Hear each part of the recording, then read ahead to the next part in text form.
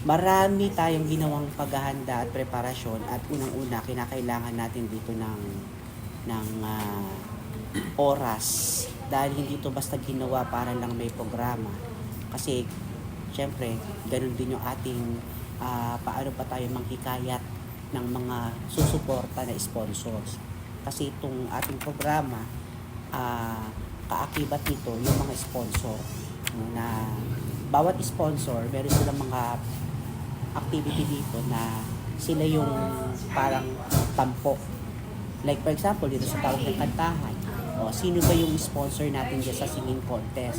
So meron tayong isang cafe bar at saka isang restaurant na nag-sponsor mo. So sila yung bahala sa papremyo, sa logistics, sa lahat. Si tourism lang ang mag-implement. Ganon. Pero, deal yun na siya pa rin ang Chile yung pinapromote namin. Cabecera Cafe and ano. So, ayun, maraming mga isinasaalang-alang sa paghahanda kasi yung oras, panahon, kailan matatapos to. Kasi nung October 31, nag-launching kami. So, bago namin na final itong calendar of activities, siguro mga 20 times na na final. Kasi, may nadagdag, may nabawas, may nadagdag, may mabawas. Akala ko, mababawas. Yung pala, padagdag. Kaya humaba.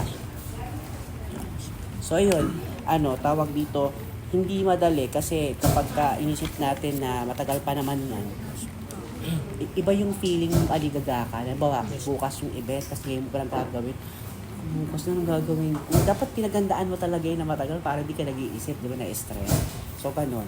Kailangan talaga ng sapat na oras, panahon, at saka syempre, isip, no, na ito bang ginawa mong programa na ito, ano ba yung nito, ano ba yung maitutulot nito. Meron ba itong tinatarget na tao na pwedeng matulungan, di ba? Ano ba yung matutulungan natin sa singing contest? Yung singing contest, binuksan namin siya hindi lamang sa mga taga-Angono.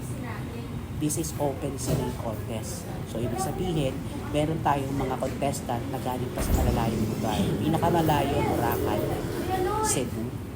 So, mga singers to na hindi naman ganun kalakihan yung premyo, pero pinupuntahan pa. Ibig sabihin, interesado lang makita, not only yung yung singing contest. Siguro baka gusto nila ma-experience yung Gigantes Festival. Ano kaya yun?